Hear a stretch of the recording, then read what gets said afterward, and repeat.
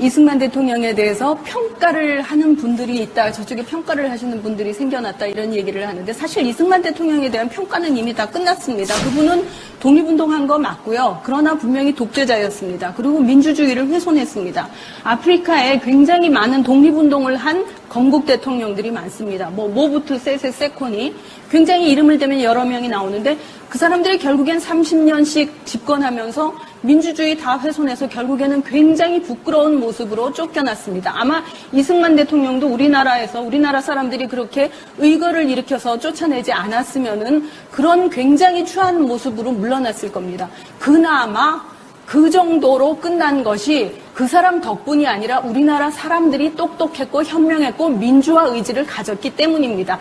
그렇게 많은 정적을 살해하고 그렇게 많은 양민을 학살하고 그리고 한국 동란 중에 개헌을 자기의 권력을 지키기 위해 개헌한 사람을 갑자기 건국의 아버지로 추앙하겠다는 뜻을 저는 도대체 이해할 수가 없습니다. 예. 모든 것이 나쁘다고 얘기하지 않습니다. 이승만 대통령이 미국에서 박사까지 하신 분이고 더군다나 또 굉장히 좋은 대학에서 했습니다. 아주 영어 잘하시고 또 그 미국과의 외교 관계에서 굉장히 능란한 외교를 폈다는 거 다 인정합니다. 그거 이미 지금 인정하는 게 아니라 벌써 몇십 년 전에 다 인정 끝난 겁니다. 그리고 그분이 독재했다는 것도 다 인정 끝난 건데 지금 새삼 과거에 그것 때문에 그때 이승만 대통령이 아니었으면 우리는 민주주의가 없었을 것이기 때문에 건국의 대통령으로 건국의 아버지로 세우자. 이런 것은 과장이라는 것이죠. 왜냐하면 소련에 이미 그 소련 정부의 친정부 김일성 정권이 들어서려고 한 것이기 때문에 미국은 이 남쪽 반쪽을 포기하지 않습니다.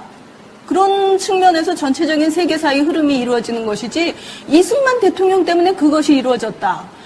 달리 연구하는 사람들은요. 이승만 대통령 때문에 민주주의가 확립됐다고 생각하지도 않고 그때부터 자유시장 경제가 자리 잡혔다고도 생각하지 않습니다. 그리고 지금 계속 말씀하시는 분이 3.15 부정선거 때문에 이승만 대통령은 굉장히 부패하고 반민주주의자로 알려져 있다고 하는데 저는 3.15나 4.19에 대해서는 한마디도 꺼내지 않고서도 이승만 대통령이 얼마나 그 반민주주의적인 그 행동을 많이 했는지를 충분히 얘기 드릴 수가 있습니다. 가령 그리고 이승만 정부 아래서 일어났던 수많은 양민 학살과 수많은 그 정적들의 살해에 대해서 대통령은 아무 책임이 없다. 그건 대통령이 직접 저지른 일이 아니다. 이런 식으로 반박을 하시는데요. 이승만 대통령의 경우 1930년대쯤인가 임시정부에서 총리를 맡아달라는 제안을 한 걸로 알고 있습니다. 역사자료 연구가들이 얘기하는 거에 따르면. 근데 당시 그것을 거절한 이유가 대통령으로 나를 뽑아달라고 했습니다. 이승만 대통령은 굉장히 대통령을 좋아합니다. 대통령이라는 게 무슨 뜻입니까? 총리는 내각의 협의체의 좌장이지만 대통령이라는 것은 굉장히 권력 집중화된 권력기관입니다. 이승만 대통령의 공도 있습니다. 그러나 공과 과를 같이 봐야지 그가 아니었으면 절대로 민주주의가 이루어지지 않았다. 그것은 가정이죠. 저도 그런 가정은 할 수 있습니다. 그가 있었기 때문에 한국에는 너무나 많은 그야말로 전두환 노태우까지 독재의 뿌리가 그로 인해 내렸다. 이렇게 얘기할 수도 있습니다. 우리는 가정으로 얘기하지 말고 있던 사실에 근거해서 얘기를 하자고요. 잘못한 것에 대해서는 이승만 박사를 다 이해해줘야 된다 이런 관점이시고요. 이해하자는 거 아니고 그거는 그대로 기술하자는 것이죠. 미진한 부분은 국민들의 정서에 어프로치 하진 못했습니다. 100%. 사실 그때부터 이미 빨갱이라는 그 가상의 적을 만들어 놓고 너무나 많은 민주 인사를 탄압하는 그 기회로도 삼았지 않습니까? 그런데 그런 것까지 다 인정을 해줘야 된다 이런 말씀으로까지 제가 들어도 되는 건가요?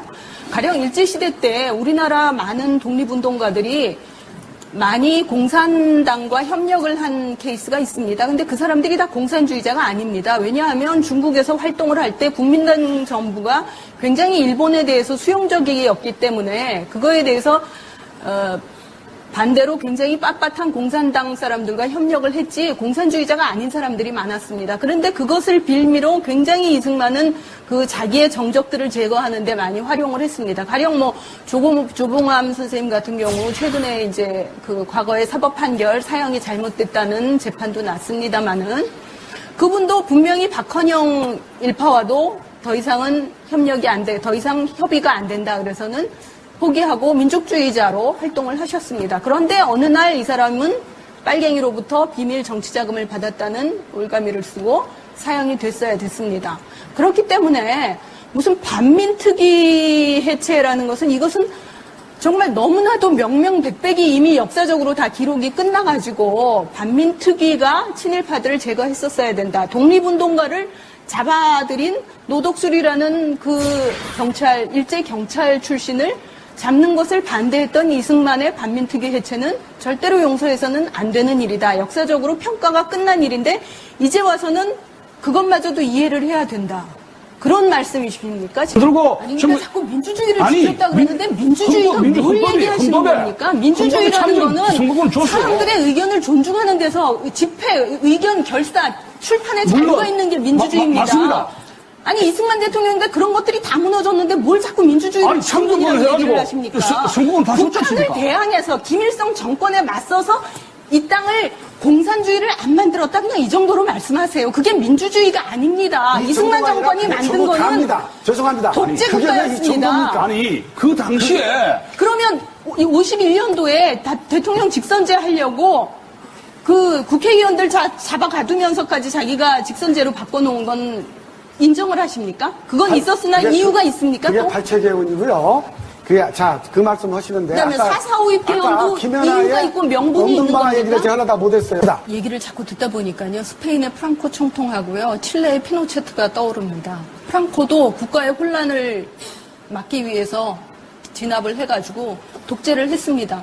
프랑코는요. 나중에는 뭐 정치 사람들이 만족할 만큼 그렇게 심한 학살도 없이 순탄하게 이끌어다가다가 왕정을 만들어가지고 이양까지 잘했습니다. 그러나 프랑코를 스페인에서 그렇게 추앙한다는 얘기를 전 들어본 바가 없습니다. 피노체트는 아주 이승만 대통령과 흡사하네요. 두 분의 말씀을 들으니까 더 그렇습니다. 아옌데 사회주의 정권이 들어서자 사회주의 정권은 국가를 혼란시킨다고 해가지고 쿠데타를 일으켰습니다. 그리고 장기 집권했고 수많은 양민을 학살했습니다.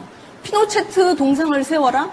아까 김구 선생님 말씀하시면서 저는 이런 토론에 나올 때마다 이런 분들을 옹호하는, 이 독재를 했는데 그런 분들을 옹호하는 분들의 얘기가 늘 북한에 대척했고 북한을 적으로 만들었기 때문에 그것이 훌륭하다. 이런 비유를 씁니다. 그러면서 백범 선생님의 예도 하필이면 북한에 가서 미군 철수를 주장하셨다. 이런 얘기를 합니다.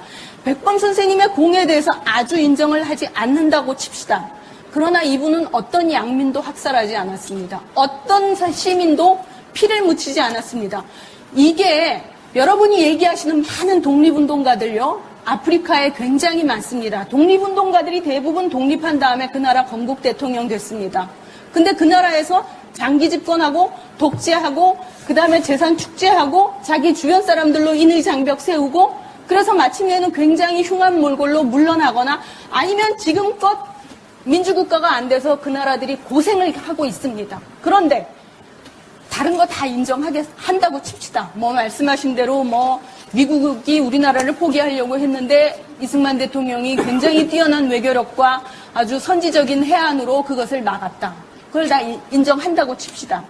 그러더라도 이분이 그 과정에서 이렇게 1951년에 민주주의를 완전히 유린한 개헌, 그 다음에 또 4.4.5 개헌, 그리고 그 이후에 3.15 부정선거, 그 다음에 4.19로 쭉 이어지는 그런 행적, 그리고 양민 학살에 본인은 자꾸 말씀하시는 분들은 그분이 관여한 게 아니다. 그 다음에 좌우익의 싸움에서 좌익이 득세하기 위해서 불가피했다.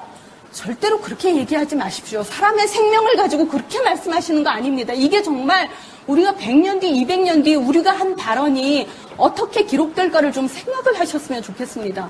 그거는 그렇게 죄 없는 사람을 죽게 한 분의 동상을 세운다는 건 있을 수가 없습니다. 그분이 과거에 정말 엄청난 공을 세우셨더라도 그분의 전체 행적을 보고서 결정을 하셔야죠. 그리고 그 피해자 유족들이 또 피해자 자신이 아직도 살아있습니다. 어떻게 대한민국이라는 나라가 2011년에 이르러 이승만 대통령의 동상을 세우자고 하는 이야기가 나올 수 있는 국가가 됐는지 저는 정말 아연할 정도입니다. 그게. 정치 현상을 정치가 이게 성직자의 덕목을 모라를 요구하시는 것 같아요. 그러니까 제가 궁금한 게 그겁니다.